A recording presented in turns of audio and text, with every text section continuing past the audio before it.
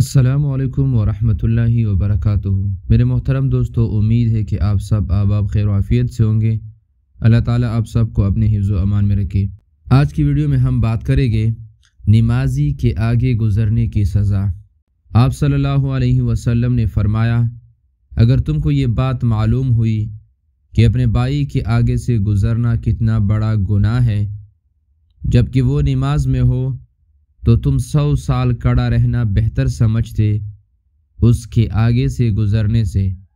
40 سال کھڑا رہنا بہتر ہے نمازی کے آگے سے گزرنے سے۔ زمین میں 10 جانا بہتر ہے اس سے کہ تم نمازی کے آگے سے گزر جاؤ۔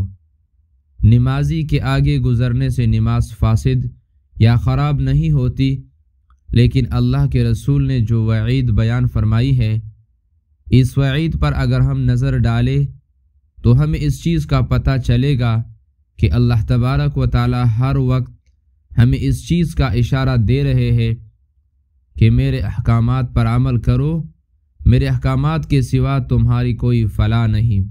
اگر ویڈیو اچھی لگی ہو تو چینل کو لائک اور ویڈیو کو شیئر کریں۔